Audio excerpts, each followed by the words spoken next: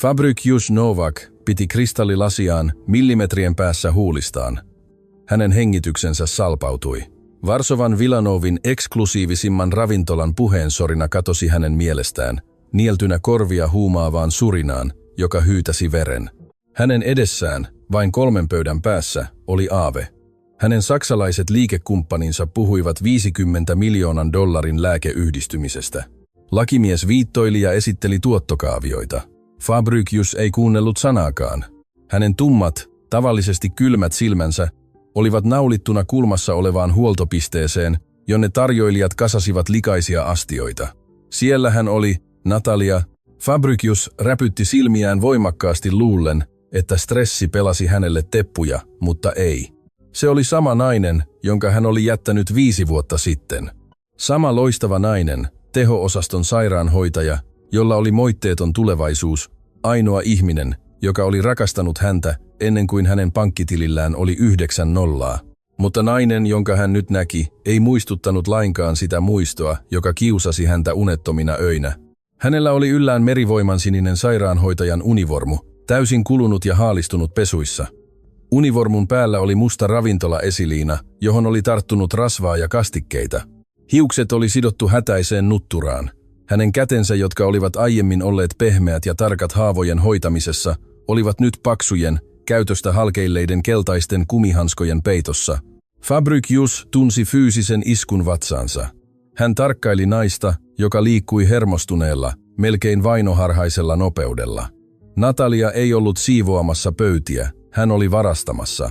Laskelmoiduin liikkein, välttääkseen ravintolapäällikön näkemästä häntä, hän raaputti ruokajätteitä hienostuneilta lautasilta. Puoliksi syötyjä lohipaloja, koskemattomia leipiä, risoton jäännöksiä. Kaikki päätyi nopeasti läpinäkyviin muovipusseihin, jotka hän piilotti puhdistusämpäriin huoltopisteen alle. Herra Novak, hyväksyttekö yksinoikeuslausekkeen? Kysyi lakimies ja keskeytti transsin. Fabricius ei vastannut eikä siirtänyt katsettaan.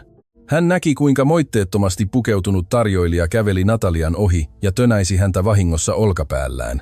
Mene pois tieltä, roska. Tarjoilija sihahti ärtyneenä joutuessaan väistämään siivoojaa. Jos päällikkö näkee sinun taas keräävän jämiä, hän antaa sinulle potkut tänään. Suurliikemies, joka oli tottunut tuhoamaan kilpailevia yrityksiä yhdellä puhelinsoitolla, tunsi ilman loppuvan keuhkoistaan. Hän odotti Natalian nousevan, näyttävän sen kesyttämättömän raivon, joka oli aina luonnehtinut häntä. Hän odotti naisen huutavan, puolustautuvan. Nainen ei tehnyt niin. Natalia painoi päänsä. Hänen olkapäänsä painuivat kasaan, alistuvina, voitettuina, hän mumisi kuulumattoman anteeksipyynnön. Hän puristi tiukasti muovipussia, joka oli täynnä jämiä, ja jatkoi pöydän pyyhkimistä likaisella liinalla. Se näky mursi jotain Fabriciusissa. Syyllisyys, jonka hän oli haudannut mittojen mukaan tehtyjen pukujen, panssaroitujen autojen ja marmorikartanoiden alle, räjähti kerralla. Herra Novak, saksalainen kumppani vaati, selvästi ärsyntyneenä huomion puutteesta. Fabricius irrotti otteensa kristallilasista. Se kolahti pöytään, roiskuttaen punaviiniä 1 asiakirjojen päälle. Tumma neste levisi paperille kuin veri. Kokous on päättynyt, Fabricius sanoi niin vakavalla ja karhealla äänellä, että se hiljensi kaikki pöydässä. Mitä, Fabricius? Olemme juuri allekirjoittamassa. Lakimies yritti puuttua peliin silmät pyöreinä. Fabricius nousi äkkiä. Raskas tammipuinen tuoli raapaisi väkivaltaisesti marmorilattiaa vetäen puoleensa useiden Varsovan eliitin syöjien katseet. Hän ei välittänyt. Hän ei välittänyt 50 miljoonasta. Hän ei välittänyt yhdistymisestä. Hän otti askeleen kohti huoltopistettä. Hän tarvitsi puhua naiselle. Hän tarvitsi ymmärtää, kuinka älykkäin tuntemansa nainen oli päätynyt kerjäämään rikkaiden murusia. Mutta juuri kun hän oli ylittämässä salin, keittiön kaksoisovet avautuivat äkkiä. Ravintolapäällikkö ilmestyi tarttuen Nataliaa väkivaltaisesti käsivarresta. Sanoin, etten halua nähdä sinua salissa tuossa likaisessa vaatteessa. Päällikkö kuiskasi matalalla, myrkkyä täynnä olevalla äänellä. Takaoven kautta. Vie roskasi takaa. Natalia ei vastustellut.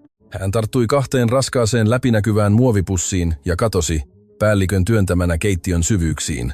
Fabricius puristi nyrkkinsä, tunsi villin impulssin mennä keittiöön, ottaa päällikköä niskasta ja ostaa koko helvetin ravintola vain antaakseen hänelle potkut heti. mutta hän pysähtyi.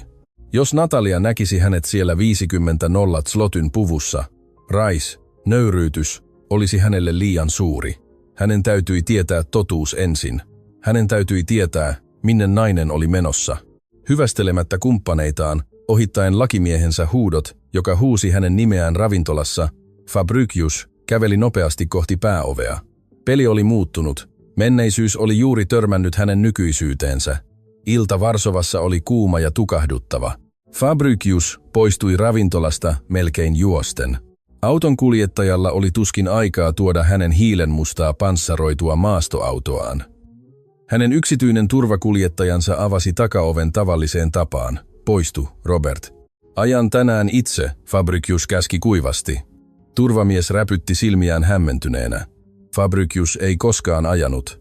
Mutta, herra Novak, turvaprotokollat. Poistu autostani heti, Fabricius ärii. Kuljettaja totteli heti. Fabricius nousi kuljettajan istuimelle, käynnisti V8-moottorin matalalla möyryllä ja kiihdytti äkkiä, jättäen taakseen Nowy Światin ylelliset valot ja putiikit. Hän käänsi ohjauspyörän kohti ravintolan takaista kujetta. Hän ehti juuri ajoissa. Rikkoutuneen lyhtypylvään vilkkuvassa valossa hän näki Natalian poistuvan palveluovesta. Hän käveli nopeasti, kumartuneena 2 ison muovipussin painosta, joita hän kantoi. Hänellä ei ollut laukkua eikä takkia, vain tuo kulunut univormu ja rikkinäiset lenkkarit, jotka osuivat märkään asfalttiin. Fabricius sammutti maastoauton ajovalot. Varovaisen 50 metrin etäisyydeltä hän alkoi seurata naista. Matka oli hiljaista kidutusta. Natalia käveli 5 korttelia, kunnes saavutti ruostuneen ja vandalisoituneen bussipysäkin. Fabricius pysäytti maastoauton kulmaan, piilossa varjoissa.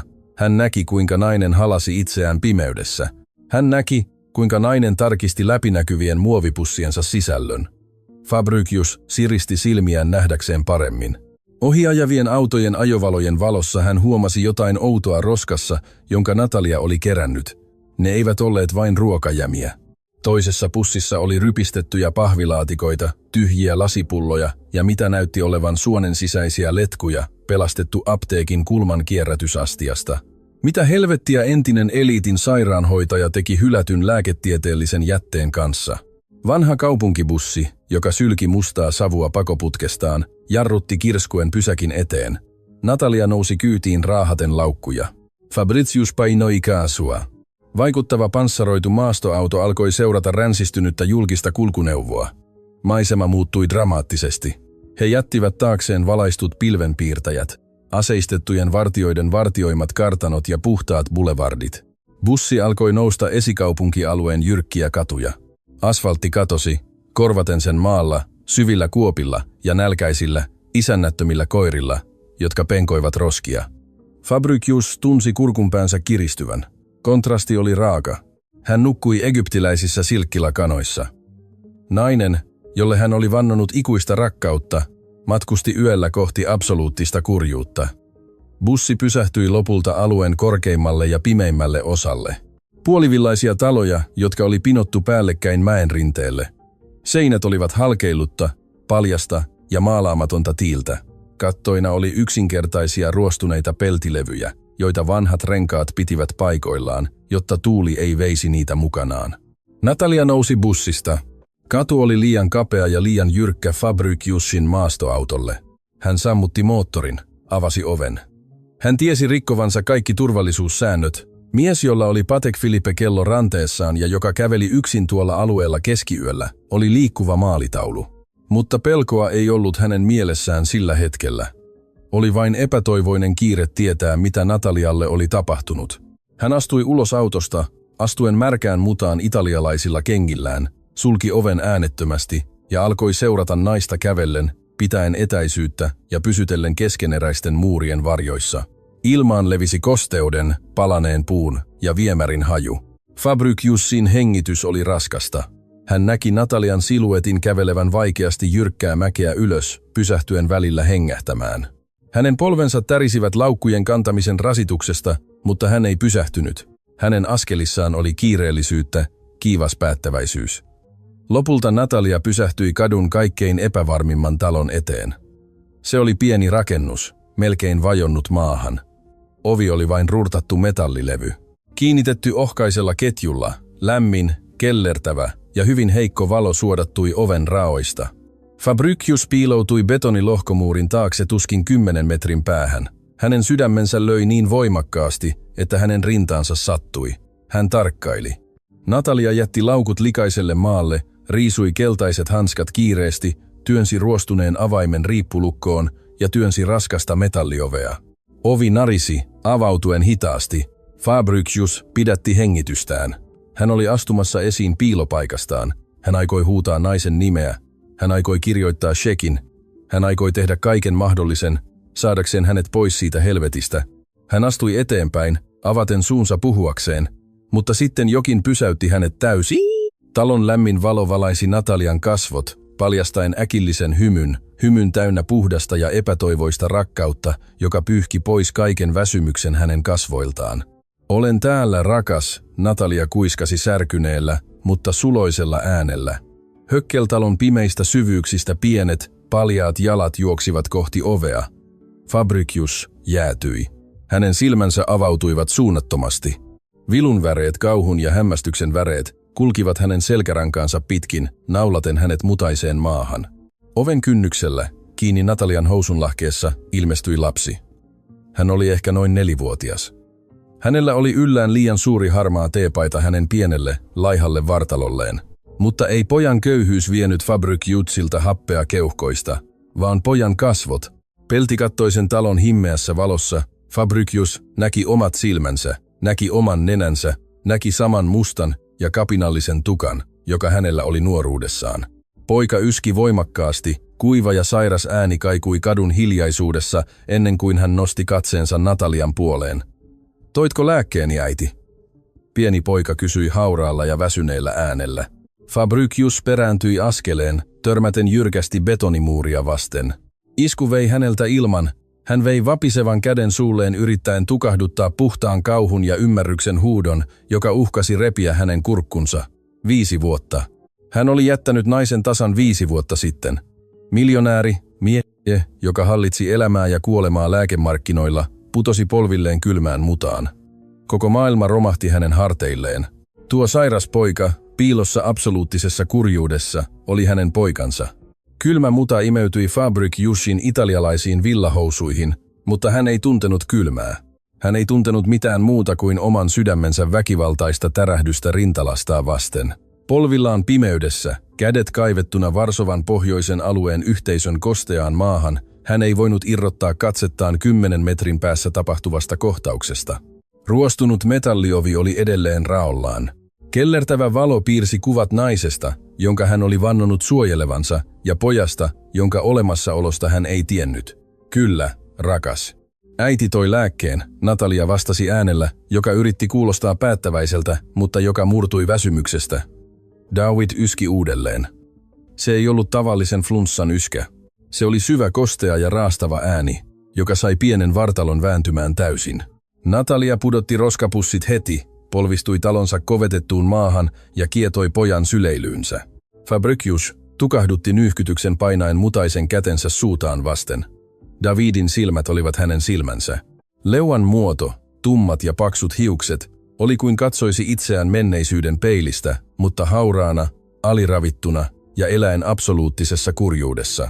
Rintaa särkee, äiti, poika mutisi piilottaen kasvonsa Natalian kaulaan. Se menee ohi, elämäni, se menee ohi.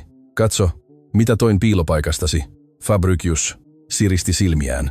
Hän tarkkaili, kuinka Natalia vapisevin, mutta taitavin käsin avasi muovipussin, jonka hän oli ottanut ravintolasta. Hän ei ottanut ruokaa, vaan otti tyhjät lasipullot ja muoviletkut, jotka hän oli pelastanut apteekin astioista. Fabricius, lääketeollisuuden titaani, mies, joka päätti puolen maan terveydenhoidon hinnan, tarkkaili kauhistuneena tapahtumia. Natalia vei pullot pienelle, horjahtelevalle puupöydälle, otti esiin pullon alkoholia, uusia ruiskuja, jotka hän oli ostanut vähillä tippeillään, ja alkoi pestä ja steriloida käytettyjä letkuja kliinisellä tarkkuudella. Sitten hän otti 3 pulloa, jotka näyttivät tyhjiltä. Ohuella neulalla hän uutti viimeiset jäännöspisarat jokaisesta, keräten vaivoin 1 ml kirkasta nestettä pääruiskuun. Fabricius tunnisti pullojen etiketit jo kaukaa. Se oli Pulmovita B, uusimman sukupolven lastenlääke vaikeisiin hengitystiesairauksiin. Lääke, jonka hänen oma yrityksensä valmisti. Lääke, jonka hintaa hän oli itse kolminkertaistanut viime vuonna maksimoidakseen voittomarginaalit ennen saksalaista fuusiota. Hoito, joka maksoi yli 50 zlottia kuukaudessa. Natalia, loistava ja kunnianhimoinen sairaanhoitaja, vaaransi oman vapautensa, etsien biologisista jätteistä rikkaiden hylkäämien ampullien jäännöksiä, vain pitääkseen oman poikansa, Fabrykjutsin pojan, elossa. Tule, istu tänne, mestari, hän sanoi, valmistaen improvisoidun kotitekoisen sumuttimen, joka oli yhdistetty ruiskuun. Poika totteli valittamatta, tottuneena rutiiniin. Kun vanha kone alkoi surista pumpaten pelastettua lääkettä Davidin keuhkoihin, Natalia lysähti maalaamatonta tiiliseinää vasten, sulki silmänsä ja antoi ensi kertaa koko yönä yksinäisen kyyneleen vieriä alas likaiselta poskeltaan. Fabricius halusi huutaa, halusi nousta, potkaista peltioven rikki, kirjoittaa sekkivihon esiin ja ostaa koko sairaalan sinä samana iltana. Hän halusi halata poikaa ja pyytää anteeksi Natalialta, kunnes hänen äänensä olisi käheä.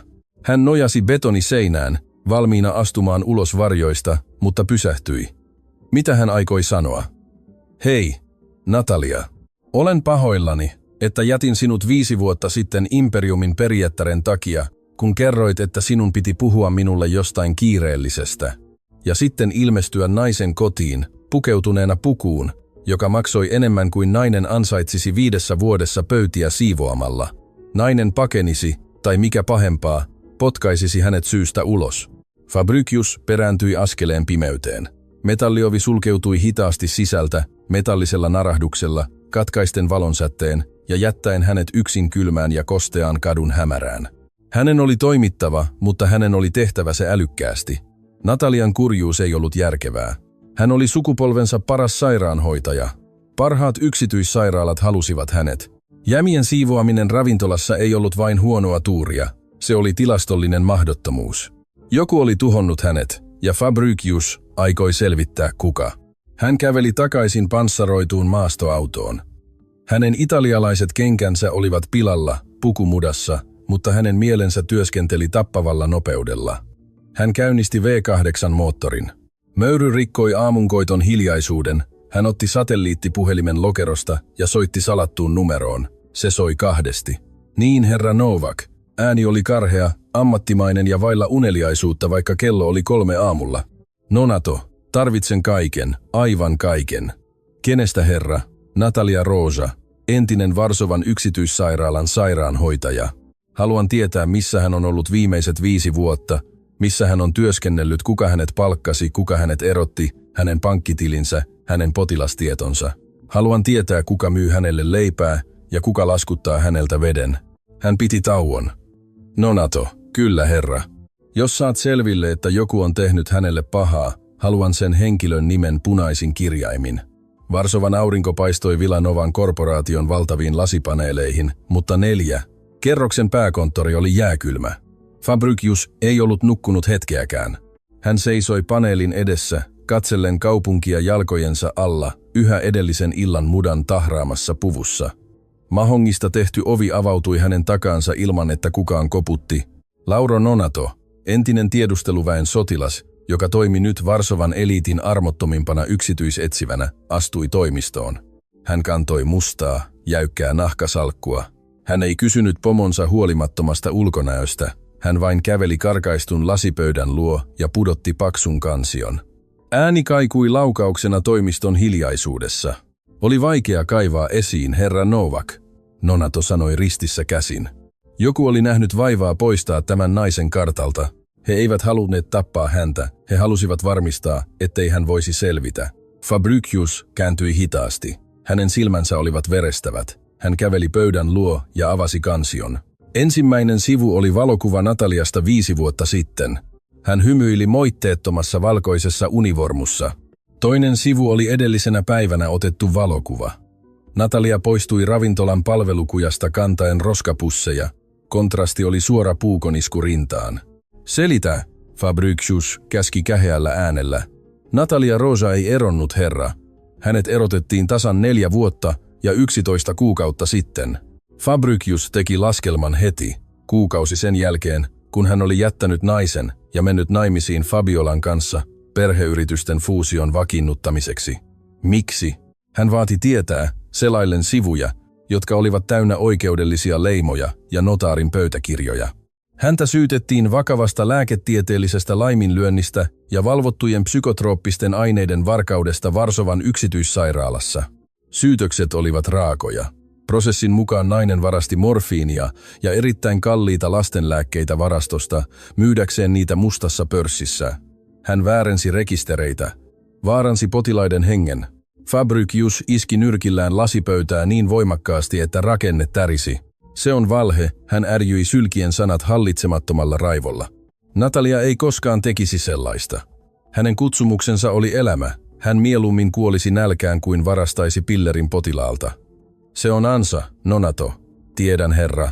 Nonato vastasi kliinisellä kylmyydellä, järkkymättä raivonpurkauksen edessä. Ja alueellinen lääketieteellinen neuvosto tiesi myös. Sillä hetkellä ei ollut vakuuttavaa näyttöä. He olisivat arkistoineet tapauksen, mutta sitten joku puuttui asiaan. Fabricius jäykistyi. Kylmän hien pisara valui hänen niskalleen. Hän nosti katseensa etsivään. Kuka? Nonato ojensi kätensä, otti asiakirjan kansion pohjalta ja liuutti sen pöydälle. Se oli 3 miljoonan zlotyn kansainvälinen pankkisiirto, joka oli osoitettu Varsovan yksityissairaalan johtajan henkilökohtaiselle tilille, päivättynä samana päivänä, jona Natalian ammatillinen lisenssi kumottiin lopullisesti. Rahansiirron lähettäjä oli selvästi painettu pankin otsikkoon Majewskin perheen holding-yhtiö. Ilma pakeni Fabriciusin keuhkoista. Maailma alkoi pyöriä huimaa vauhtia hänen ympärillään. Majewski, vaimonne Fabiolan tyttönimi.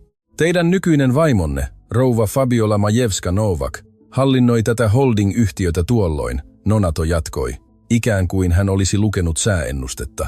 Mutta tämä ei ole kaikki. Rouva Rosa yritti hakea työtä julkisista sairaaloista, pienistä klinikoista, jopa lähiapteekeista. Joka kerta kun hän sai haastattelun, Majewskin perheen asianajotoimisto lähetti kirjeen uhkaillen monimiljoonaisilla kanteilla osallisuudesta rikolliseen kaikkia klinikoita vastaan, jotka uskaltautuivat palkata hänet. Fabricius lysähti nahkatuoliin. Raportti oli kuolemantuomio. Fabiola ei ollut vain antanut hänelle potkuja, vaan oli järjestelmällisesti metsästänyt häntä, estänyt kaikki ovet, sulkenut kaikki mahdollisuudet, tukahduttanut häntä, kunnes maan parhaiden sairaanhoitajien joukkoon kuuluneella naisella ei ollut muuta vaihtoehtoa kuin kerätä roskia ravintolasta kuolematta nälkään. Miksi, Fabricius kuiskasi kurkkunsa sulkeutuessa. Miksi kosto noin? Fabiola oli jo voittanut. Menin naimisiin hänen kanssaan. Helvetin lääkeimperiumi oli yhdistynyt. Natalia ei koskaan etsinyt meitä. Miksi tuhota hänet noin? Nonato oli hetken hiljaa. Hänen tavallisesti kivinen ilmeensä osoitti vilauksen aitoa myötätuntoa. Hän siirtyi raportin viimeiselle sivulle.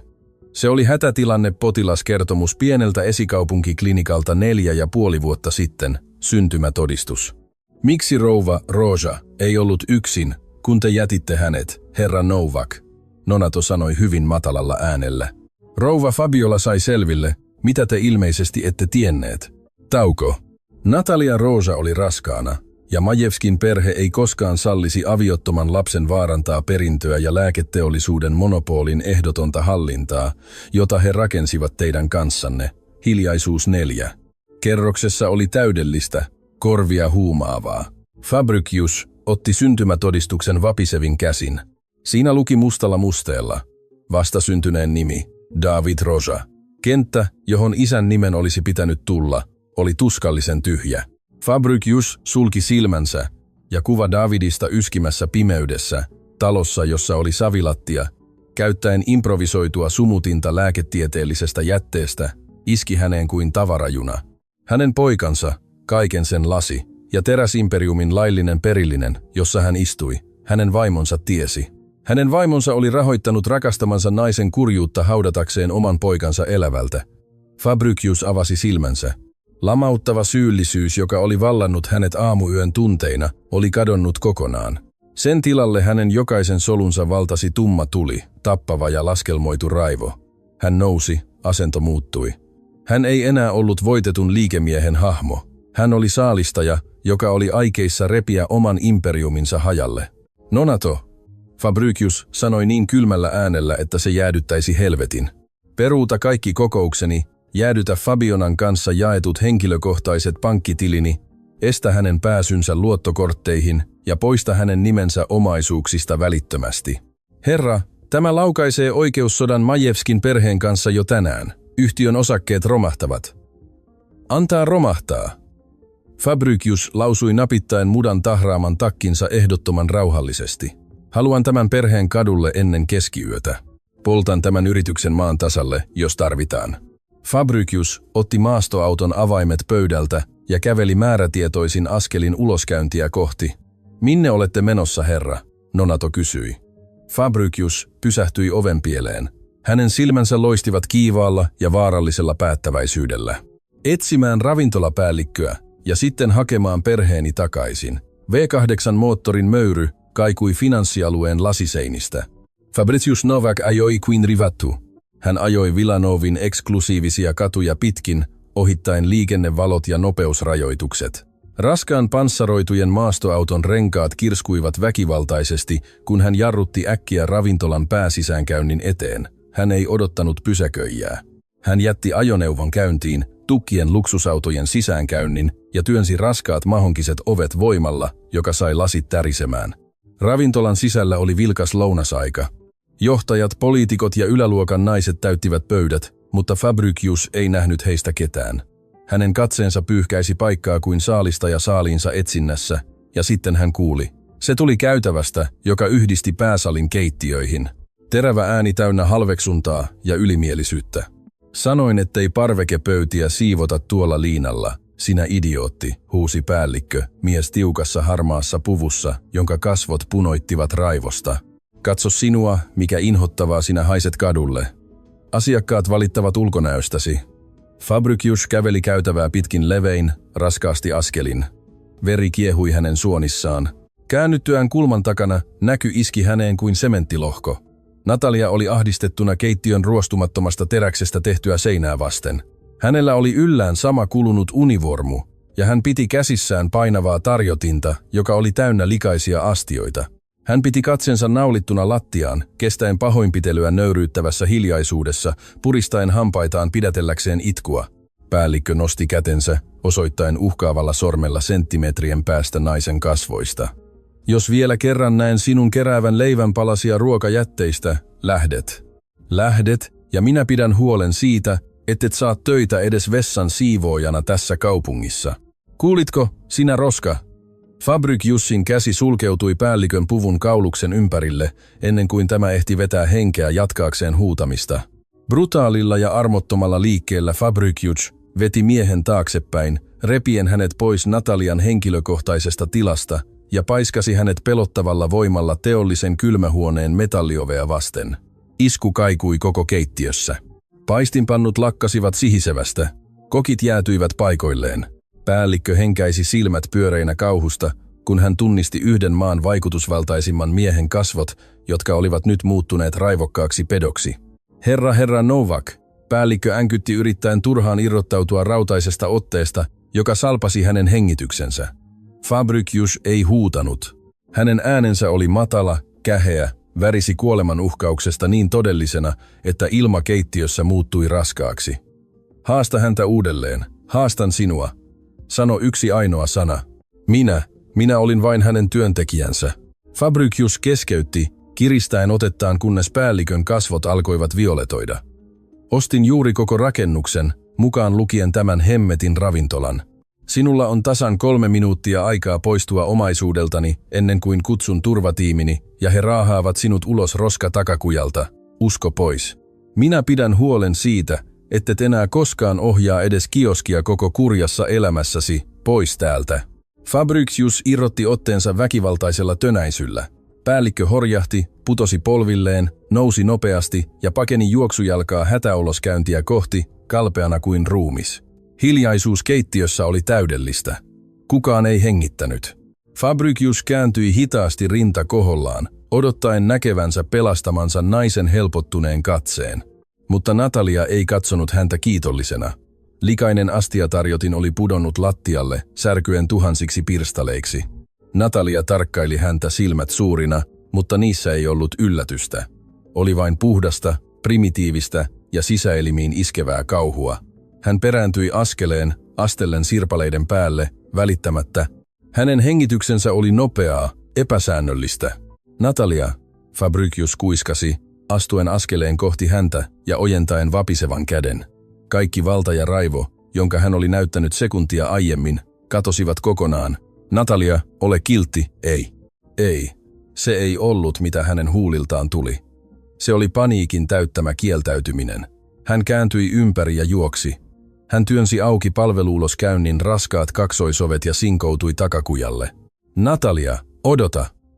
Fabricius huusi juosten hänen perässään.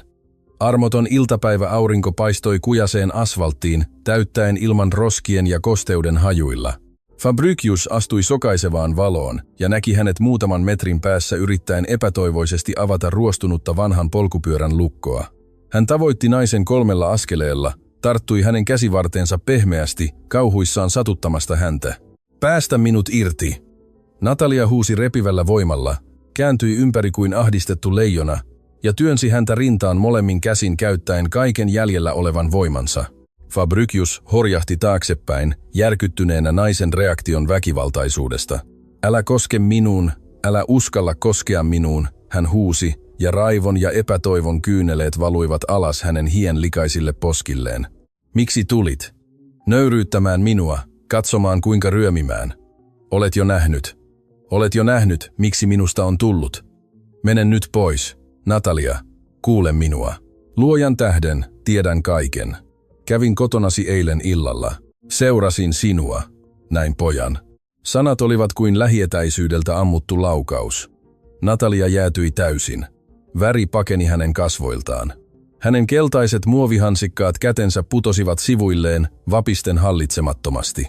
Hän avasi suunsa puhuakseen, mutta ilma ei tuntunut pääsevän keuhkoihin. Näin, Natalia, Fabricius jatkoi murtuneella äänellä, astuen varovaisen askeleen kohti naista, puhtaan tuskan kyyneleiden noustessa hänen silmiinsä. Näin mitä teet ruiskujen kanssa, näin mitä lääkettä keräät, näin. Kuinka oma yritykseni veloittaa tuon pojan elämästä. Tiedän ammatillisen kelpoisuuden menetyksestä, tiedän Varsovan yksityissairaalasta, tiedän että se oli Fabiola. Natalia sulki silmänsä ja päästi tukahdutetun nyyhkytyksen, joka repi hänen kurkkunsa. Hän peitti kasvonsa likaisilla käsillään, lysähtäen kujaseinää vasten. Hän ei ollut enää raivoisa leijona, vaan murtunut nainen, uupunut luita myöten sodasta, jota hän oli käynyt yksin pimeydessä 5 vuotta. Fabricius lähestyi, kaventaen etäisyyttä, ja pysähtyi senttimetrien päähän naisesta. Hän halusi halata tätä, halusi piilottaa hänet maailmalta, mutta tiesi, ettei hänellä ollut siihen oikeutta, ei sen jälkeen, mitä hän oli tehnyt. Anteeksi, Fabricius kuiskasi. Ja ensi kertaa koko aikuiselämässään mies, joka hallitsi imperiumia, puhkesi itkuun toisen ihmisen edessä. Anteeksi, en tiennyt. Vannon elämäni kautta, Natalia. En tiennyt, että hän oli tuhonnut sinut. En tiennyt, että he olivat vieneet sinulta lisenssin. Natalia nosti kasvonsa hitaasti. Hänen punaiset ja turvonneet silmänsä katsoivat häntä kylmällä ja syvällä kaunalla, joka hyytäsi Fabriciusin veren. Ja mitä hyötyä sinun anteeksiannostasi on, Fabricius? Hän sylkäisi äänellä, joka oli täynnä myrkkyä. Ei. Sinun anteeksiantosi ei osta lapselleni lääkettä. Sinun anteeksiantosi ei poista hänen kuumettaan. Sinun anteeksiantosi ei pyyhi pois niitä öitä, jolloin minun piti nukkua kadulla pelossa, koska vaimosi kätyrit metsästivät minua. Fabricius tunsi maailman menettävän tasapainonsa. Mitkä kätyrit? Hän kysyi. Tuntien tyhjyyttä vatsassaan. Natalia, kerro minulle totuus. Tuo poika, jonka näin siinä peltikattoisessa talossa, David. Kujalla vallinnut hiljaisuus muuttui sietämättömäksi, rikkoen vain kaukaisen liikenteen melu ja molempien katkonainen hengitys. Natalia katsoi häntä silmiin, rintakehä nousemassa ja laskemassa väkivaltaisesti.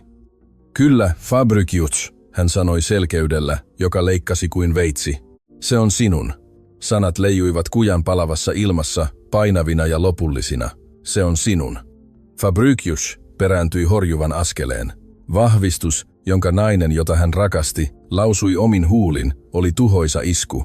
Hänen polvensa pettivät hetkeksi.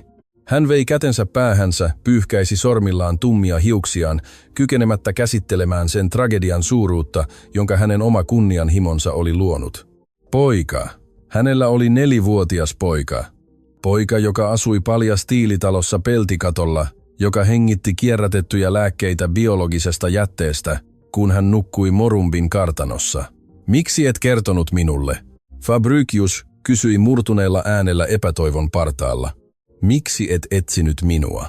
Olisin jättänyt Fabiolan, olisin peruuttanut fuusion, olisin jättänyt kaiken, jos olisit kertonut minulle olevasi raskaana. Natalia päästi katkeran, kuivan naurun vailla huumorin pilkettä. Halusin kertoa sinulle, hän vastasi, naulaten silmänsä hänen silmiinsä pelottavalla intensiteetillä. Muistatko sen päivän, kun jätit minut, Fabricius? Sen päivän, kun tapasimme siinä hienostuneessa kahvilassa puutarhassa ja kerroit minulle, että romanssimme ei sopinut perheesi yrityssuunnitelmiin. Hän piti tauon. Menin siihen kokoukseen raskaustestilaukussani.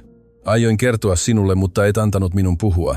Annoit minulle sekkiin emotionaalista korvausta ja käskit minun pysyä poissa luotasi. Muisto iski Fabriciusiin, ruoskan fyysisellä voimalla, nuoruuden ylimielisyys, kylmyys, jolla hän oli kohdellut naista näyttääkseen isälleen, että hän pystyi olemaan armoton johtaja. Hän inhosi itseään sillä sekunnilla enemmän kuin ketään muuta. Yritin silti etsiä sinua viikkoja myöhemmin, Natalia jatkoi, ääni vapisten tukahdutetusta raivosta. Menin toimistoosi, menin lasikorporaatioosi. Turvamies ei päästänyt minua ohi, ja samana iltapäivänä he pysäyttivät minut. Fabricius nosti katseensa äkkiä, kauhu palasi hänen silmiinsä. Kuka pysäytti sinut? Natalia halasi itseään, ikään kuin kujan tukahduttava kuumuus olisi yhtäkkiä muuttunut jääksi. Hänen katseensa harhaili tiiliseinälle, eläen uudelleen painajaista, joka oli työntänyt hänet syvyyksiin. Musta maastoauto, samanlainen kuin sinun, ilman kilpiä, ajoi edestäni, kun olin lähdössä Varsovan yksityissairaalan vuorostani. 2 pukumiestä nousi autosta, pakottivat minut takaistuimelle. Fabricius lopetti hengittämisen. Nyrkit puristuivat, kunnes rystyset muuttuivat valkoisiksi. Fabiola oli sisällä, Natalia sanoi, ja nimen lausuminen syljettiin kuin myrkkyä. Hänellä oli yllään täydellinen designmekko, aurinkolasit ja hymy, joka väänsi vatsaani. Tauko. Ja hänellä oli ase. Fabriciusin sydän pysähtyi. Toinen miehistä piti käsiäni, nainen jatkoi äänen voimakkuuden laskiessa, jäätyneenä muiston kauhuun. Fabiola otti esiin pienen hopeisen pistoolin, asetti sen suoraan vatsaani, juuri siihen missä lapseni, sinun lapsesi, kasvoi, Fabricius, ja katsoi minua silmiin nostamatta ääntään. Natalia sulki silmänsä hetkeksi. Hän sanoi, että jos joskus yrittäisin ottaa sinuun yhteyttä, jos joskus hengittäisin lähellä sinun maailmaasi tai mainitsisin, että tuo lapsi oli sinun, hän ei tappaisi minua. Hän sanoi odottavansa, että poika syntyy, ja sitten hukuttaisi hänet silmieni edessä, jotta minä eläisin sen kuvan kanssa loppuelämäni. Kurkusta kumpuava, tumma ja primitiivinen murina kumpusi Fabriciusin rintakehän syvyyksistä. Se ei ollut inhimillinen, se oli ääni miehestä, jonka sielu oli juuri silvottu. Mielikuva hänen vaimostaan, joka osoitti aseella Natalian raskaana olevaa vatsaa, sai veren hehkumaan murhanhimoisella vihalla. Fabiola vei ammattilisenssini seuraavana kuukautena. Natalia jatkoi kertoen, kyyneleiden valuessa nyt vapaasti, mutta laskematta katsettaan. Minua syytettiin varkaudesta, blisausiaa. Minut erotettiin neuvostosta. Kun yritin hakea julkista puolustajaa, he uhkasivat vuokranantajaani kuolemalla ja heittivät minut kadulle. Minun piti nukkua pankkiautomaateilla, 8. kuulla raskaana. Minun piti piilottaa David alikulkuteiden alle, kun hän syntyi ennenaikaisesti. Kaikki siksi, että Majeusin perheen perijätär ei halunnut, että bastardit tahraisivat yrityksen nimen. Fabricius putosi polvilleen kujan likaiselle jalkakäytävälle. Hän ei enää välittänyt puvusta, asemasta, kirotusta ylpeydestä.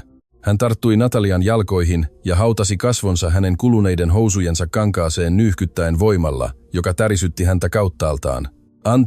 Anteeksi, Fabricius vaikeroi, täysin murtuneena.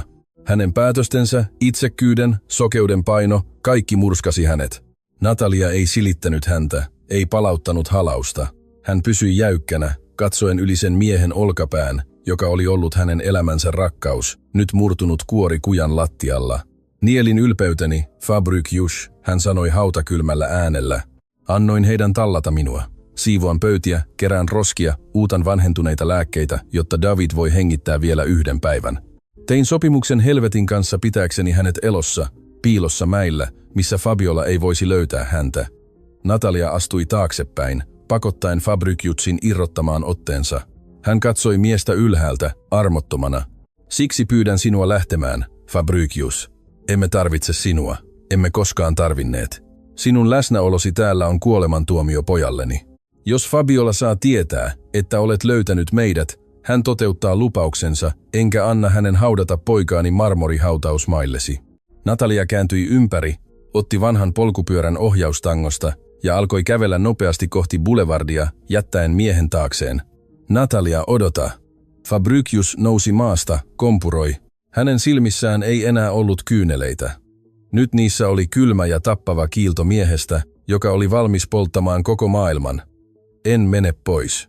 Tuo on minun poikani, ja vannon Davidin elämän kautta, että tuhoan Fabiolan, raivaan Majewskin perheen juurineen. Natalia pysähtyi kujan kulmaan. Hän ei kääntynyt, vain käänsi hieman päätään lausuakseen viimeiset sanansa. Davidilla ei ole paljon aikaa, Fabricius. Vanhentunut lääke ei enää tehoa. Hänen keuhkonsa pettävät. Säilytä miljonäärin kostosi. Minä haluan vain, että poikani hengittää. Ja ilman enempää Natalia katosi kaupungin jalankulkijoiden ja liikenteen mereen, jättäen Fabriciusin yksin kujan varjoon. Suurliikemies seisoi hetken lamaantuneena. Epätoivo muuttui kylmäksi ja absoluuttiseksi selkeydeksi. Hän otti satelliittipuhelimen tuhoutuneen takkinsa sisätaskusta. Näyttö oli kyynelten ja pölyn tahraama. Hän soitti uudelleen Nonaton, tiedustelu- ja turvallisuuspäällikkönsä numeroon. Nonato, Fabricius sanoi äänellä, joka ei jättänyt tilaa neuvotteluille. Valmistele helikopteri, haluan lääkintäturvatiimin paikoilleen ja ota yhteyttä Majewska Novak lääketeollisuuden hallitukseen. Kerro heille, että presidentti on juuri kutsunut hätäkokouksen kartanoon tänä iltana. Mikä on asiallista, herra? Nonato kysyi, huomaten tappavan tarkkaavaisuuden pomonsa äänessä. Fabricius katsoi kujan loppua, jonne Natalia oli kadonnut. Täysmittainen sota. Novak-kartanon takorautaportit avautuivat äänettömästi. Panssaroitu maastoauto ajoi sisään suurella nopeudella, murskaten pääkujan valkoisen soran ja jarruttaen senttimetrien päässä italialaisesta marmorisuihkulähteestä. Fabricius nousi autosta ennen kuin moottori sammui kokonaan. Hän ohitti aseistetut vartijat, jotka katsoivat häntä hämmentyneinä. Puku, eurooppalaisen räätälöinnin mestariteos, oli yhä tahriintunut mäen mudasta ja kujan pölystä. Nahkakengät jättivät likaisia jälkiä eteisen moitteettomalle graniittilattialle. Hän käveli suoraan pääsalia kohti. Fabiola Majewska istui valkoisella samettisohvalla. Hänellä oli yllään smaragdin vihreä silkkimekko, ja hän piti kädessään kristallista kuohuviinilasia tarkastellessaan taidehuutokauppaluetteloa tabletilta. Kristallikruunujen valo valaisi täydellisesti veistettyjä, kylmiä ja muuttumattomia kasvoja. Kuultuaan raskaat askeleet hän nosti katseensa. Halveksiva ilme oli välitön. Fabricius, luojan tähden, pilaat persialaisen maton, Fabiola sanoi venytetyllä ja monotonisella äänellä, irrottamatta otettaan lasista. Mihin olet joutunut? Haistat kadulle, käske palvelijattaria siivoamaan tämä heti. Meillä on illallinen suurlähettilään kanssa 2 tunnin kuluttua. Fabricius ei pysähtynyt. Hän käveli karkaistun lasipöydän luo ja heitti paksun mustan kansion, jonka hänen etsivänsä oli antanut. Isku sai Fabiolan lasin hylkäämään, roiskuttaen kuohuviiniä pöydälle. Illallinen on peruutettu, Fabricius sanoi. Hänen äänensä oli kurkusta kumpuava kuiskauksia, vailla inhimillisiä tunteita. Se oli pyövelin ääni. Fabiola katsoi kansiota, sitten Fabriciusiin, huokaisi vastahakoisesti ja pani tabletin sivuun. Mitä draamaa tämä on, Fabricius? Jos kyse on saksalaisten fuusiosta, olen jo puhunut isäni kanssa ja olemme sopineet, että puheenjohtajuus jaetaan.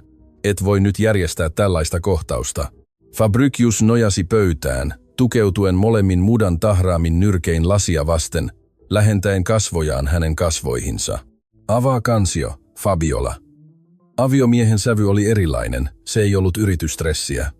Fabriciusin silmissä oli tappavaa pimeyttä, jota Fabiola ei ollut koskaan nähnyt. Tyylikkäällä ja hitaalla liikkeellä nainen avasi mustan pahvikannen. Davidin syntymätodistuksen valokuva oli päällimmäisenä, ja sen vieressä kopiot hänen henkilökohtaisen holding-yhtiönsä pankkisiirroista Varsovan yksityissairaalan johtajalle. Monumentaalissa huoneessa vallitsi täydellinen hiljaisuus. Ulkona olevan suihkulähteen veden ääni tuntui korvia huumaavalta. Fabricius tarkkaili vaimonsa kasvojen jokaista mikroilmettä. Hän odotti paniikkia, hän odotti kieltämistä, hän odotti vääriä kyyneleitä. Mutta Fabiola Majewska vain sulki kansion rauhallisesti. Hän otti pellavalinan pyyhkiäkseen valuneen kuohuviinin sormistaan ja katsoi miestä suoraan silmiin. Hemmetti, kesti 5 vuotta selvittää. Luulin, että turvakoiraasi oli tehokkaampi. Sanojen kyynisyys oli kuin lähietäisyydeltä ammuttu laukaus. Fabricius kiristi leukojaan, kunnes hampaat narskui. Myönnätkö? Fabricius ärähti, tuntien veren kiehuvan ohimoillaan. Myönnätkö, että tuhosit viattoman naisen elämän? Myönnätkö, että asetit aseen raskaana olevan naisen vatsaan, joka odotti minun lastani? Fabiola nousi, silittäen silkkimekkoaan. Hän ei perääntynyt. Sinun poikasi? Hän päästi kuivan naurun, vailla huumoria. Ole kiltti, Fabricius. Tuo paskiainen ei ole mitään. Hän on heikon miehen virhe, joka ei tiennyt missä astui. Kun perheeni investoi miljardeja pelastaakseen sinun säälittävän lääkeyrityksesi konkurssilta, emme tehneet sitä, jotta sinä leikkisit kotileikkiä rahattomien sairaanhoitajien kanssa. Se oli minun vereni. Fabricius ärjyi iskemällä lasipöytään niin voimakkaasti, että siihen ilmestyi halkeama keskelle. Fabiola ei räpäyttänyt silmiään. Hän oli loinen. Hän sylkäisi silmät loistaen ylemmyyttä, irtolainen, suora uhka yhtiön osakkeille. Jos tuo nainen olisi avannut suunsa, julkinen skandaali olisi upottanut fuusion ennen kuin se olisi alkanutkaan. Tein sen, mihin sinulla ei ollut rohkeutta. Siivosin sotkusi, suojelin imperiumiamme. Sinun pitäisi olla polvillasi kiittämässä minua. Fabricius katsoi häntä, ja ensi kertaa 5 avioliittovuoden aikana hän näki todellisen hirviön, jonka kanssa hän jakoi vuoteen, jäästä ja ahneudesta tehdyn hirviön. Olet sairas, Fabricius kuiskasi, oikaisemalla itseään hitaasti. Räjähtävä raivo oli korvattu hautamaisella rauhallisuudella. Olen pragmaattinen, Fabiola vastasi ristissä käsin. Ja jos luulet, että tämä teatteri muuttaa mitään, olet pahasti erehtynyt. Poika on yhä piilossa kurjuuden kolossaan. Hän on edelleen kelvoton rikollinen, ja minulla on yhä 49% äänistä hallituksessa. Jos yrität erota, jos yrität tunnustaa sen roskan pojaksesi, upotan yrityksen osakkeet huomenna, jätän sinut kadulle. Fabricius ei huutanut, ei loukannut häntä, hän vain työnsi kätensä tuhoutuneiden housujensa taskuihin. On jo liian myöhäistä sille, Fabiola. Fabiola rypisti otsaansa, hämmentyneenä ensi kertaa. Mistä sinä puhut? Fabricius otti esiin puhelimen ja näytti hänelle näytön. Siellä oli sähköposti, joka oli lähetetty koko hallitukselle, kansainvälisille pankeille ja maan talousmedioille. Tullessani tänne Nonato toteutti Omega-käskyn, Fabricius sanoi nauttien, kuinka väri pakeni hänen vaimonsa kasvoilta. Jäädytin yritystilit, siirsin holding-yhtiöidesi likviditeetin veroparatiiseihin yksinomaiseen hallintaani ja vuosin juuri lehdistölle asiakirjat sairaalan johtajalle antamistasi lahjuksista. Fabiolan silmät avautuivat suunnattomasti. Paniikki mursi lopulta posliinimaskin. Olet hullu. Tämä on petos. Tuhoat yhtiön. Tuhoat itsesi. Minä rakensin tämän yhtiön ja minä poltan sen tuhkaksi ennen kuin jätän sinulle senttiäkään, Fabricius lausui, astuen askelen kohti häntä, pakottaen hänet perääntymään. Sinulla ei ole enää rahaa, Fabiola. Sinulla ei ole enää valtaa. Korttisi on estetty. Turvamiehesi työskentelevät nyt yksinomaan minulle. Fabricius, et voi tehdä tätä. Isäni tuhoaa sinut oikeudessa. Yrittäköön. Sinulla on 10 minuuttia aikaa pakata silkkimekkosi ja poistua talostani. Jos olet vielä täällä kellon lyödessä, annan Nonaton raahata sinut ulos etupihalta, siellä jo leiriytyneiden valokuvaajien eteen. Fabricius käänsi hänelle selkänsä jättäen hänet vapisemaan, hengittämään vaikeasti, vangittuna hetkelliseen tuhoon, joka oli juuri langennut hänen osakseen. Hän käveli kohti pääportaikkoa. Sota oli alkanut, mutta ainakin hän oli katkaissut käärmeen pään. Nyt vain yksi asia oli tärkeä, David. Fabriciusin yksityinen työhuone kartanon 3. kerroksessa oli pimeänä. Ainoa valo tuli hänen pöytänsä näytöistä, joissa Medeiros Novak lääketeollisuuden osakekurssit alkoivat laskea jyrkästi skandaalin vuodattamisen jälkeen. Fabricius riisui mudan tahraaman takkinsa ja heitti sen lattialle. Hän avasi paitansa kauluksen, tuntien ensi kertaa vuosiin, että hän pystyi hengittämään. Hän oli räjäyttänyt ydinpommin omaan elämäänsä, mutta hän ei tuntenut katumusta, hän tunsi kiireellisyyttä. Hän painoi pöydän interkomia. Nonato, linjalla, herra, turvallisuuspäällikön metallinen ääni vastasi heti. Fabiola lähti. Hän poistui kiinteistöltä 2 minuuttia sitten taksilla. Herra, kuljettajilla oli käsky olla ottamatta häntä kyytiin. Hän on hysteerinen. Hänen isänsä lakimiehet jo tulvivat linjoillemme uhkaillen rikossyytteillä ja varotoimenpiteillä. Ohita heidät. Osakkeet eivät kiinnosta minua. Haluan, että etsit Varsovan parhaan lastenkeuhkosairauksien asiantuntijatiimin. Osta heidän aikaansa. Sano, että maksan heille 3-kertaiset vuosipalkkiot. Valmistele helikopteri katolle välittömästi. Me menemme mäelle. Haen Natalian ja Davidin pois siitä peltikattoisesta talosta tänä iltana, halusivat he tai eivät. Kyllä, herra. Eronottoprotokolla. Fabriciusin henkilökohtaisen puhelimen kova ääni keskeytti Nonaton. Fabricius katsoi näyttöä. Se oli tuntematon numero. Sydän teki epäluonnollisen hypyn. Kylmän kauhun väreet kulkivat hänen niskaansa pitkin. Hän vastasi, nostaen puhelimen korvaansa vapisevin käsin. Halo? Linjan toisella puolella ei ollut tervehdystä, vain lääkintähälyttimien kaoottinen ääni, kaukaisia itkuja ja ääniä, jotka huusivat steriloidussa kaikussa. Ja sitten hänen äänensä, murtunut ja särkynyt, täysin tuhoutunut. Fabricius. Natalia nyyhkytti. Ääni oli puhdasta epätoivoa. Fabricius nousi äkkiä, heittäen nahkatuolin taaksepäin väkivaltaisesti. Natalia, mitä tapahtui? Missä olet? Auta minua, ole kiltti. Anelen sinua, Fabricius. Auta minua. Natalia aneli, raahaten sanoja, hallitsemattomien kyynelten keskellä. Ylpeys, jonka hän oli pitänyt ehjänä kujalla, oli kadonnut kokonaan. Hän ei enää hengitä. David ei enää hengitä. Koko maailma pysähtyi Fabricius Novakille. Ylellisen toimiston seinät tuntuivat sulkeutuvan hänen ympärilleen.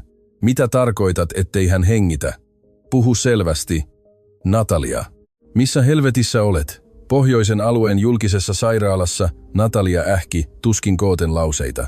Lääke, jota kierrätin roskista, oli saastunut. David sai vakavan allergisen reaktion. Keuhkot romahtivat. Hän kuolee käsiini, Fabricius. Minun poikani on kuolemassa. Älä anna hänen kuolla. Älä anna hänen kuolla. Fabricius ärjyi, tuntien sydämensä revittävän rinnastaan. Hän juoksi kohti toimiston ovea. Olen matkalla, käske lääkäreitä kestämään. Siirrän hänet yksityisklinikalleni heti. Ei ole aikaa siirrolle, Natalia huusi. Ääni tukahdutettuna paniikista. Hän on intuboituna, mutta sairaalan hengityskone ei toimi kunnolla. Hän tarvitsee puhdasta pulmovita B. Tää laskimon sisäisesti. Sokkiannos heti, tai aivot lakkaavat saamasta happea 15 minuutin kuluessa. Täällä ei ole sitä lääkettä. Se on liian kallista julkiselle sairaalalle. Fabricius jäätyi kartanon käytävälle. Pulmovita B. Sama lääke, jonka hän oli määrännyt valmistettavaksi ja jonka hintaa hän oli nostanut. Hänen poikansa oli tukehtumassa, koska köyhien sairaala ei pystynyt maksamaan lapsen oman isän määräämää hintaa. Ironia oli fyysistä, sadistista ja tappavaa kidutusta. Kuule minua, Natalia. Katso minua mielessäsi. David ei kuole tänään, kuuletko? Menen sinne helvetin ampullien kanssa. Käske lääkäreitä pitämään hänet elossa sydänhieronnalla, jos tarvitaan. Olen paikalla alle 15 minuutissa. Fabricius katkaisi puhelun odottamatta vastausta. Hän juoksi kartanon marmorikäytävillä kuin hullu, hypellen 3 askelmaa kerrallaan kohti terassia. Hän painoi satelliittikellonsa interkomia. Nonato, peruuta lääkintätiimi. Käske lentäjää käynnistämään helikopterin moottorit. Heti, kyllä, herra. Helikopteri on valmis, mutta ilmatila. Ilmatila on kiireellinen. Soita yrityksen keskuslaboratorioihin teollisuusalueella. Käske tuoda helikopterikentälle 3 laatikollista puhdasta. Pulmovitaa suonen sisäisesti. Laskeutuisimme, otamme pullot ja lennämme suoraan julkisen sairaalan katolle. Linjalla oli 2 sekunnin hiljaisuus. Hiljaisuus, joka Fabriciusista tuntui ikuisuudelta, kohtalokkaalta ikuisuudelta. Herra, meillä on vakava ongelma, Nonato vastasi. Entisen sotilaan ääni, aina stoalainen, kuulosti nyt jännittyneeltä ja kiireelliseltä. Ei ole ongelmia tänään, Nonato. Poikani on kuolemassa. Käske laboratorioita tuomaan lääke kadulle. En voi, herra. Eikä teilläkään. Fabricius työnsi auki terassille johtavan raskaan teräsoven. Helikopterin lapojen voimakas tuuli iski häntä kasvoihin, mutta turvallisuuspäällikön sanat lamaannuttivat hänet kynnykselle. Mitä sinä sanot, Nonato? Olen tämän yrityksen presidentti. Et enää, herra. Nonato vastasi turbiinien melun yli. Majevskin perheen lakimiehet toimivat nopeammin kuin arvelimme. He ovat juuri jättäneet liittovaltion oikeuden määräyksen. Koska te jäädytitte jaetut varat ilman oikeuden määräystä, Fabiola vakuutti päivystävän tuomarin siitä, että teillä on mielenterveydellinen kriisi ja yritätte sabotoida fuusiota. Fabriciusin sydän löi niin voimakkaasti, että se uhkasi murtaa hänen kylkiluunsa. Mitä se tarkoittaa yksinkertaisesti, Nonato? Puhu. Se tarkoittaa, että tuomari jäädytti kaikki käyttöoikeutenne, herra. Keskuslaboratorioiden ovet on juuri estetty elektronisesti. Teollisuusalueen vartijoilla on liittovaltion määräys olla päästämättä sisään teitä, minua tai helikopteria. Erityistason varastot, mukaan lukien pulmovita, ovat oikeudellisen kiellon alaisia. Jos laskeudumme sinne ja yritämme ottaa yhdenkin ampullin, vartijoilla on käsky ampua. Fabricius katsoi mustaa, kiiltävää helikopteria, joka odotti häntä.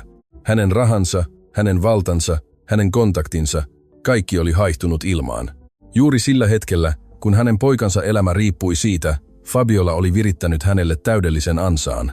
Ei vain aikomalla tuhota hänet taloudellisesti, vaan myös jättämällä poikansa tukehtumaan kuoliaaksi, kun hän katsoi omien laboratorioidensa ulkopuolelta. Kello kävi.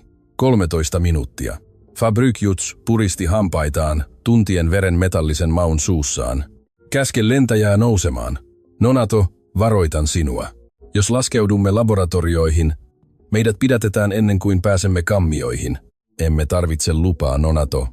Fabricius ärjyi, kävellen kohti helikopteria myrskytuulen alla katse miehellä, jolla ei ollut enää mitään menetettävää. Tarvitsemme tulivoimaa, käske taktista tiimiäsi lataamaan aseet.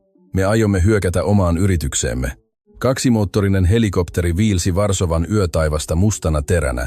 Alhaalla kaupungin valot levisivät neon. Ja varjomerenä. Mutta Fabricius Novak ei katsonut ikkunasta. Hänen silmänsä olivat naulittuna rannekellon kronografiin 9 minuuttia. Se oli tarkka aika, joka Dawidin aivoilla oli jäljellä ennen kuin hapenpuute aiheuttaisi peruuttamattoman vaurion tai mikä pahempaa, kliinisen kuoleman. 9 helvetin minuuttia. Nopeammin. Fabricius ärjyi viestintäkuulokkeeseensa, hänen äänensä kilpaili turbiinien jylisevän melun kanssa. Purista moottoreista kaikki irti. Minua ei kiinnosta, jos poltat ne. Olemme rajalla, herra, vastasi lentäjä. Hikoillen kylmän hikoillen ohjaten raskasta ilma-alusta väistellen pilvenpiirtäjiä. Näen teollisuusalueen, mutta keskuslaboratorioiden helikopterikentän valot ovat punaiset. He ovat aktivoineet ilmatilan poissulkemisprotokollan. Ohjaamon tuulilasin läpi Fabricius näki lasista ja mustasta teräksestä tehdyn valtavan kompleksin, joka kätki sisäänsä hänen lääkeimperiuminsa sydämen. Stroboskooppihälyttimet vilkkuivat raivokkaasti katolla, ja mikä pahempaa, hätävalojen alla taktinen yksityinen turvallisuusryhmä oli asettunut taistelumuodostelmaan laskeutumisalueen ympärille. Heillä oli yllään luotiliivit, ballistiset kypärät ja rynnäkkökiväärit suunnattuna suoraan taivaalle. Fabriciusin omat miehet, jotka Fabiolan liittovaltion määräys nyt hallitsi. Laskeudu, Fabricius käski, avaten turvavyönsä. Herra, heillä on lupa ampua, jos koskemme kiitotiehen. Lentäjä huusi kauhuissaan. Nonato, joka istui Fabriciusin edessä takahytissä, viritti kompaktin konepistoolinsa metallisella, tappavalla naksahduksella. 4 eliittimiestä tekivät samoin täydellisessä synkronissa. Laskeudu alas nyt tai ammun sinut itse, Nonato lausui hyytävällä kylmyydellä. Lentäjä nielaisi kurkunpäänsä, teki jyrkän käännöksen ja antoi helikopterin syöksyä alas. Laskutelineet osuivat terassin betoniin niin väkivaltaisesti, että koko rakenne tärisi. Ennen kuin lavat lakkasivat pyörimästä, Fabricius potkaisi liukuoven auki ja hyppäsi katolle myrskyisän roottorien melun ympäröimänä. Seis siinä, herra Novak. Joukkueen kapteeni huusi megapuhelimella 20 metrin päästä.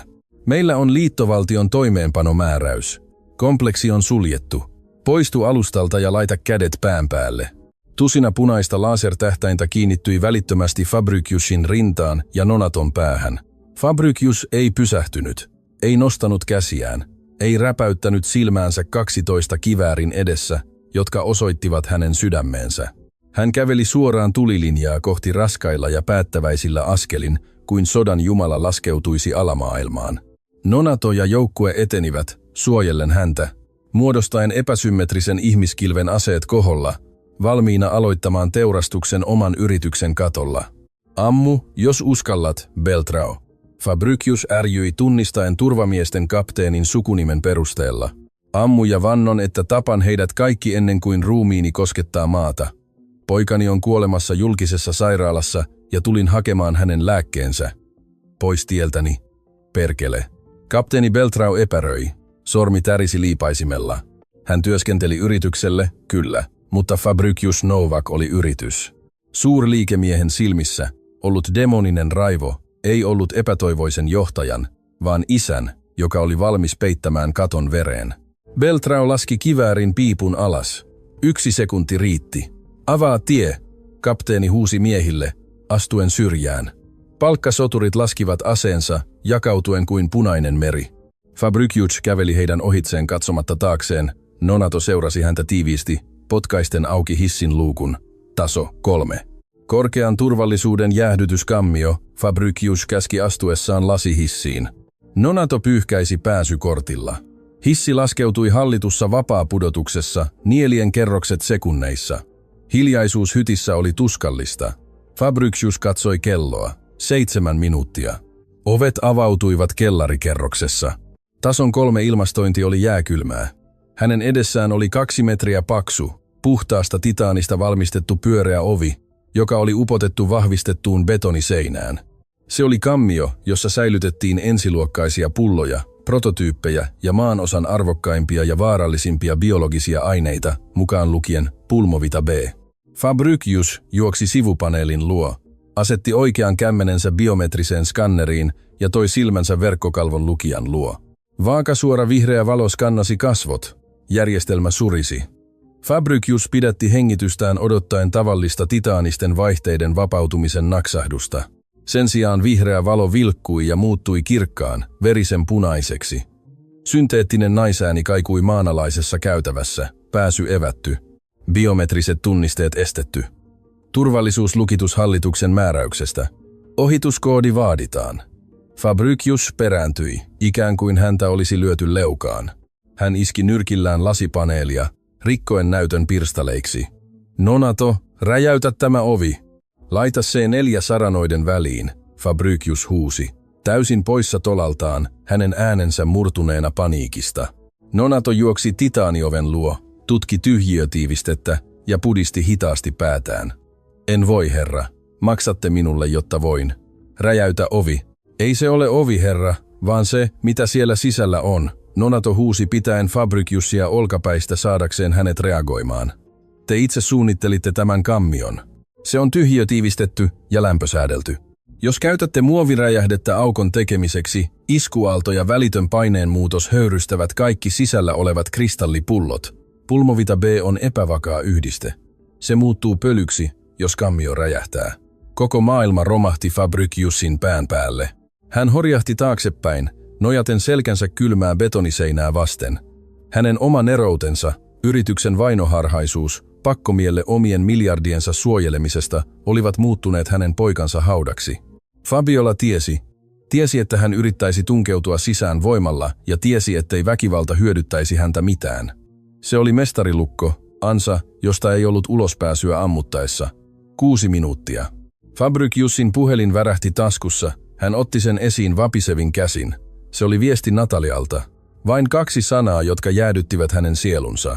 Sinertynyt, kiire. David oli muuttumassa siniseksi. Happea ei enää saapunut elimiin. Hän oli tukehtumassa.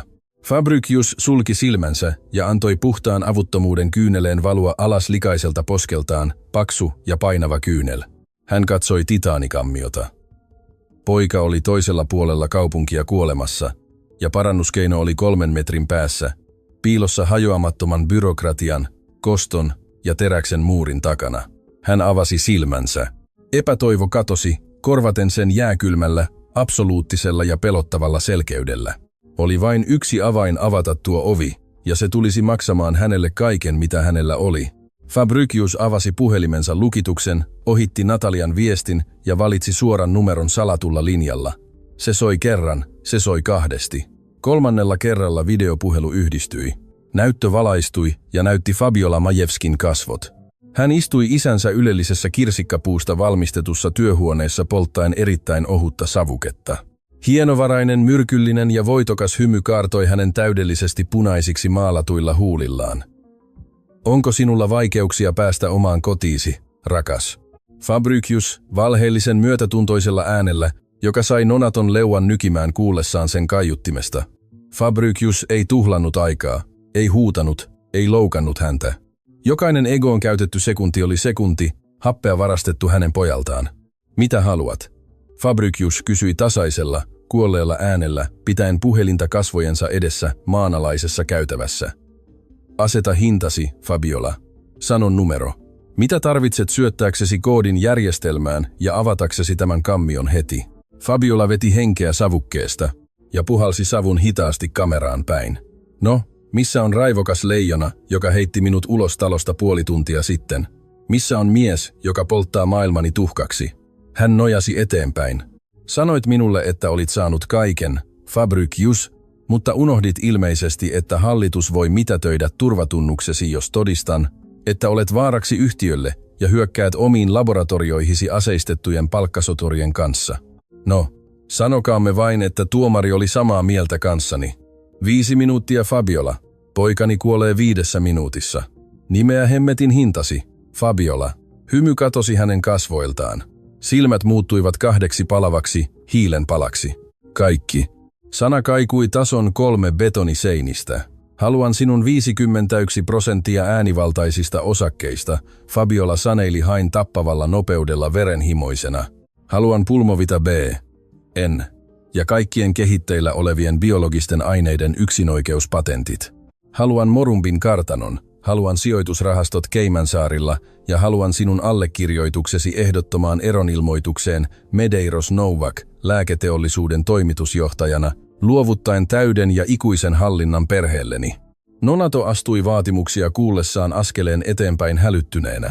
Herra, älkää tehkö sitä, turvallisuuspäällikkö kuiskasi rikkoen komentoketjun. Se on taloudellinen itsemurha. Teidän omaisuutenne on yli 4 miljardin dollarin arvoinen. Hän jättää teidät kirjaimellisesti kadulle. Teillä ei ole varaa edes helikopterin polttoaineeseen takaisin. Fabricius kohotti kätensä, vaientaen Nonaton heti. Hän ei siirtänyt katsettaan puhelimen näytöstä. Lähetä digitaalinen sopimus, Fabricius käski, ääni vapisematta. Fabiola kohotti kulmakarvaansa, aidosti yllättyneenä siitä, ettei ollut vastustusta, ei neuvottelua. Lakimiesryhmäni on jo laatinut sen, hän sanoi, painaen näppäintä tietokoneella poissa kamerasta. Se on sähköpostissasi, älykäs sopimus. Heti kun järjestelmä vahvistaa biometrisen allekirjoituksesi, osakkeet siirretään ja kammion koodi vapautetaan automaattisesti. Fabriciusin puhelin piipitti terävästi, hän avasi sähköpostin, siinä oli satoja sivuja lakitekstiä, jotka oli suunniteltu riisumaan häneltä jokainen sentti, jonka hän oli ansainnut, varastanut tai rakentanut viimeisen 20 vuoden aikana. Koko elämä, asema, imperiumi, valta elämästä ja kuolemasta, kaikki pelkistyi PDF-asiakirjaksi. Hän asetti peukalonsa puhelimen skannerille, millä sekunniksi hän epäröi. Hän mietti hallituksen kokouksia, poliitikkojen kunnioitusta, yksityiskoneita ja kuninkaan kruunua, jota hän oli kantanut päässään isänsä kuolemasta lähtien, ja sitten hän muisti peltitalon. Hän muisti Davidin tummat silmät, jotka katsoivat häntä pimeydessä, yskien. Hän muisti Natalian polvillaan pesemässä roskia. Fabricius painoi peukalonsa näyttöä vasten. Allekirjoitus vahvistettu. Siirto suoritettu. Fabiolan tietokoneen ilmoituksen ääni kuului puhelussa. Fabricius oli juuri lahjoittanut 4 miljardia dollaria 3 sekunnissa. Hän oli juuri tuhonnut itsensä. Oli ilo tehdä kanssasi kauppaa, Fabricius. Fabiola sanoi silmät ahneudesta kiiluen ja katkaisi puhelun. Maanalaisessa tilassa vallitsi sekunnin tappava hiljaisuus. Nonato pidätti hengitystään ja sitten knak, knak, knak. Titaanioven valtavat mekaaniset pultit alkoivat vetäytyä. Punaiset hälyttimet sammuivat, korvaten ne pehmeällä sairaalan valolla. Raskaan purkautumisen suhinalla 2 metrin paksuinen pyöreä ovi avautui hitaasti. Fabricius ei odottanut sen avautuvan kokonaan. Hän astui sisään raosta, astuen hyperbaariseen pakastimeen. Äärimmäinen, 30 asteen kylmyys poltti hänen keuhkonsa sisäänhengityksen aikana, mutta hän ei välittänyt. Hän juoksi hyllyjen välissä metallihyllyjen, jotka olivat peitettyjä huurulla. 3. rivi, osa B, kriittinen pediatria. Siellä oli pieni, kirkkaan sininen lämpölaatikko, jossa oli sen yrityksen logo, joka ei enää kuulunut hänelle. Pulmovita B, suonen sisäisesti. Hän tarttui laatikkoon molemmin käsin, tuntien sen olevan arvokkaampi kuin kaikki maailman kulta. Hän juoksi ulos kammiosta, työntäen Nonatoa kohti hissejä. Helikopteriin nyt, Fabricius huusi, painaen paniikissa ylöspäin nappia. He nousivat katolle salamannopeasti. Fabricius hyppäsi ilma-aluksen hyttiin, ennen kuin laskutelineet olivat täysin tukevasti paikoillaan. Julkiseen sairaalaan. Hän käski täysin keuhkoin, pitäen sinistä laatikkoa sylissään. Meillä on 4 minuuttia. Jos et ehdi 3, heitän sinut ovesta ulos. Helikopteri nousi itsemurhapyörteessä, jättäen taakseen lasikorporaation, jättäen taakseen Fabriciusin omaisuuden, jättäen taakseen miehen, joka hän oli aiemmin ollut. Kun kaupungin valot lensivät ohi huimaa vauhtia, Fabricius puristi pientä sinistä laatikkoa rintaansa vasten, tahraten logon puvun verellä ja mudalla. Hän oli hävinnyt yrityssodan, hän oli menettänyt valtaistuimen. Mutta ensimmäistä kertaa koko kurjassa ja tyhjässä elämässään Fabricius Novak tunsi olevansa kuningas. Kestä, David, hän kuiskasi tyhjyyteen, katsellen Varsovan yllä olevaa pimeää taivaankantta. Isi on tulossa. Julkinen sairaala ilmestyi horisonttiin harmaana, rumana ja rapistuneena betonilohkona, jota valaisivat vilkkuvat loisteputket, jotka huusivat kurjuutta ja hylkäämistä. Fabriciusin kello näytti tasan 2 minuuttia ja 40 sekuntia. Ei helikopterikenttää, herra. Lentäjä huusi interkomiin. Kauhu vääristi hänen kasvojaan helikopterin syöksyessä alas kohti pohjoisen alueen tiivistä kaupunkikudosta. Katto on täynnä antenneja ja korkeajännitekaapeleita. Emme voi laskeutua sinne. Fabricius nojasi ulos avoimesta ikkunasta. Hurrikaanituuli iski häntä kasvoihin, uhaten repiä sinisen lämpölaatikon käsistä. Alhaalla pääkatu hätäuloskäynnin edessä oli täynnä yötä liikennettä, vanhoja ambulansseja ja katukeittiöitä. Laskeudu kadulle. Fabricius ärjyi, avaten turvavyönsä. Laskeudu keskelle katua. Autoja on, herra. Aiheutamme katastrofin. Nonato! Fabricius huusi kääntyen turvallisuuspäällikköön. Lauro Nonato ei kysellyt. Hän nojasi ulos helikopterin sivuovesta, kohotti rynnäkkökiväärinsä ja osoitti asfalttia. Hän ampui 3 laukauksen sarjan ilmaan, jota seurasi ilma-aluksen hätäsireenin korvia huumaava ulvonta. Paniikki räjähti kadulla. Kuljettajat, kauhuissaan laukausten äänestä ja 5 tonnin mustasta hirviöstä, joka putosi taivaalta, joko painoivat kaasua tai jättivät autonsa. Väkijoukko, joka odotti hätäosaston ulkopuolella, hajaantui huutaen. Helikopteri laskeutui kuin petolintu, murskaten kadun sähköjohdot lavoillaan. Sähkökipinöiden sade kylvi asfaltin. Ilma-aluksen laskutelineet osuivat rajusti hylätyn auton kattoon keskellä katua murskaten sen täysin vakiintuakseen. Ennen kuin metallin narahtelu oli loppunut, Fabricius hyppäsi kadulle. Hän ohitti polviensa kivun iskun vuoksi. Hän ohitti ihmisten huudot, puristi sinisen lämpölaatikon verta ja mutaa tahraamaa rintaansa vasten ja juoksi kohti hätäuloskäynnin lasiovia miehen nopeudella, joka pakeni omasta helvetistään. Nonato seurasi häntä 3 askeleen päästä, raivaten tilaa kantajien ja potilaiden joukossa. Natalia, Fabricius huusi murtautuessaan täpötäyteen odotushuoneeseen, missä halvan desinfiointiaineen ja hienhaju kyllästi raskaan ilman. Kukaan ei kiinnittänyt häneen huomiota. Julkisen sairaalan kaaosta aamuyöllä nieli kaiken. Hän juoksi kohti vastaanottotiskiä, hyppien rikkinäisten muovituolien yli. Turvamies yritti pysäyttää hänet. Hei, ette voi mennä. Nonato tarttui turvamiestä liivistä ja paiskasi hänet seinää vasten hidastamatta vauhtia, jättäen tien vapaaksi. Fabricius potkaisi trauma-alueen kaksiosaiset heiluriovet auki. Käytävä oli täynnä verisiä paareja ja juoksevia lääkäreitä, ja sitten hän näki hänet. Natalia oli polvillaan likaisella linoleumlattialla, kolmannen lokeron ulkopuolella.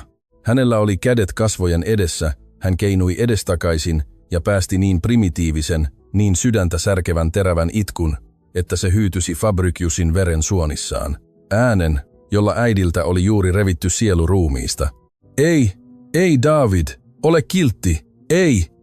Hän huusi, hakaten lattiaa puristetuilla nyrkeillä. Fabriciusin sydän pysähtyi. Kello näytti nollaa, hän antoi oman painonsa painautua lokeron lasiovea vasten ja astui sisään kuin hurrikaani. Kohtaus sisällä oli täydellinen lääketieteellinen painajainen. David oli ruostuneilla teräspaareilla. Pieni iho, joka aiemmin jakoi Fabriciusin ruskean sävyn, oli nyt ruumiillinen siniharmaa.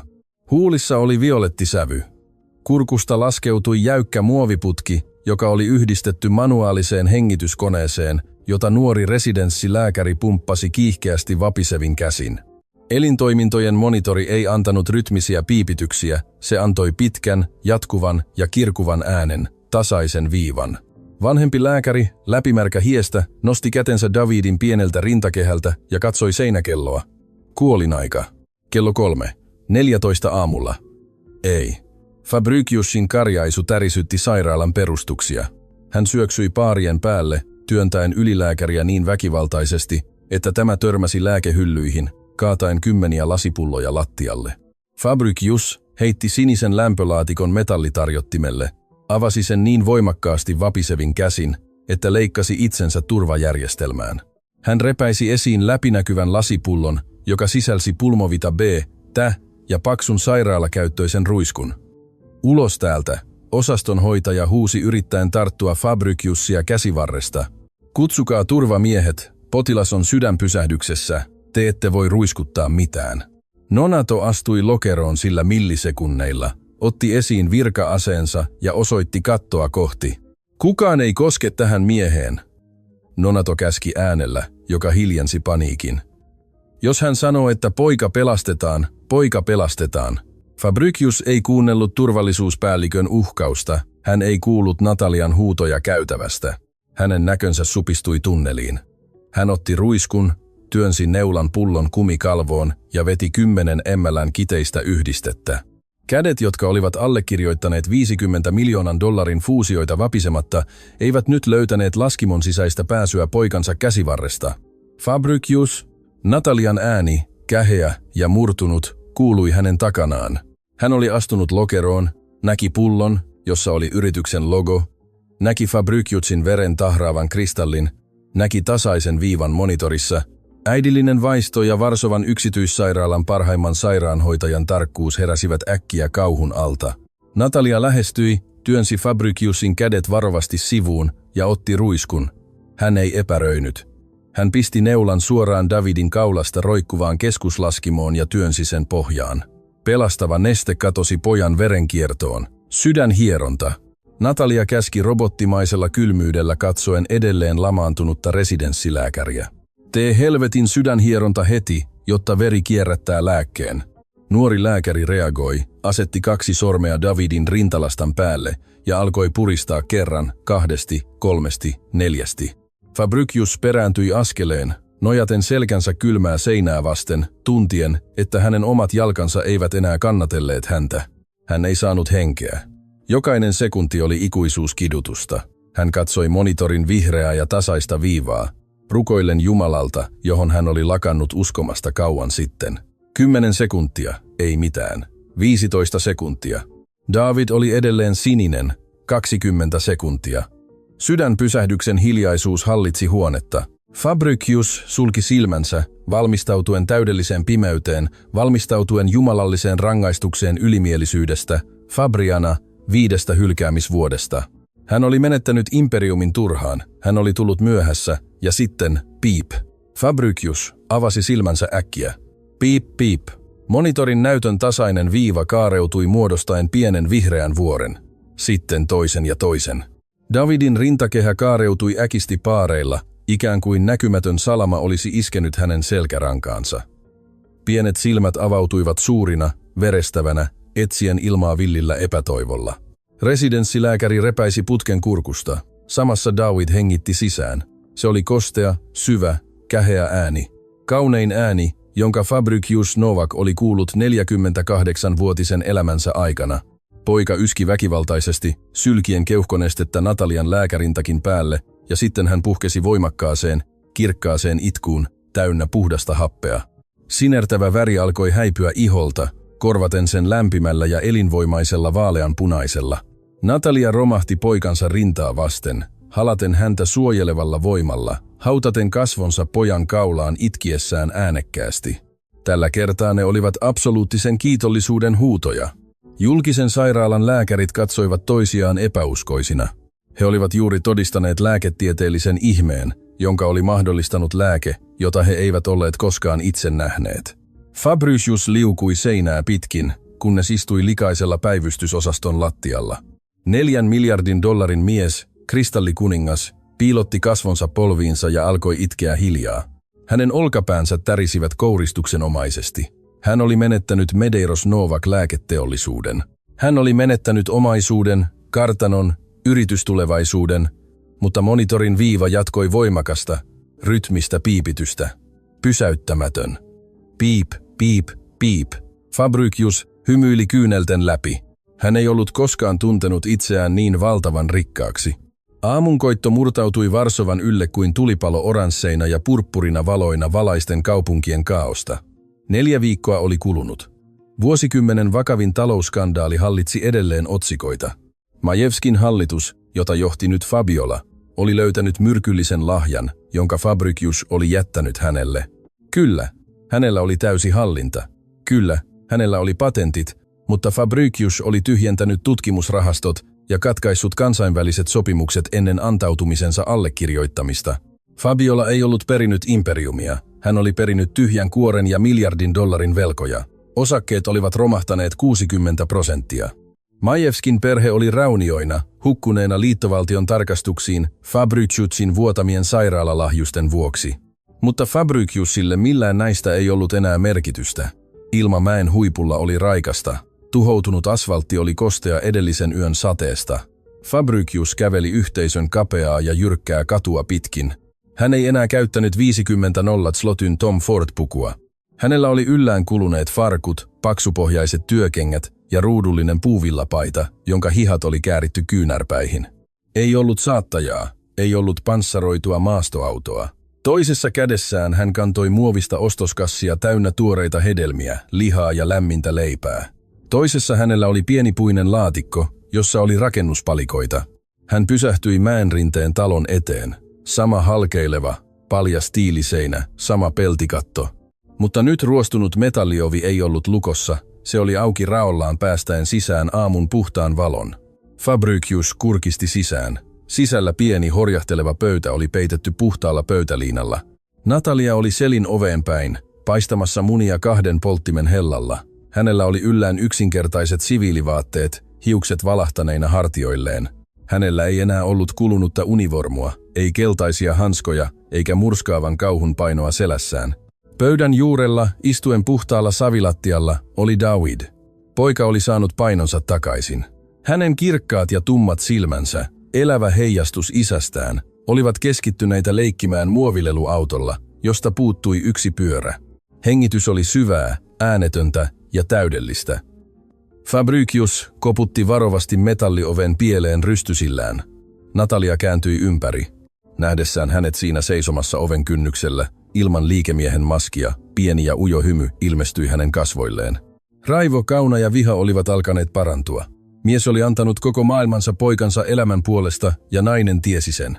Haavat vaatisivat aikaa, ehkä vuosia, mutta jäämuuri oli murtunut. David nosti katseensa kuullessaan melun. Valtavat silmät nauliutuivat pitkään mieheen ovella. Hän pudotti muovileluauton, nousi nopeasti jaloilleen ja juoksi kohti sisäänkäyntiä nopein askelin. Fabricius pudotti ostoskassit heti, jättäen ne maahan. Hän putosi polvilleen, avaten kätensä juuri ajoissa. Davidin pienen vartalon isku Fabriciusin rintaa vasten oli suurin ja tuhoisin voima, jonka Fabricius oli tuntenut maailmankaikkeudessa.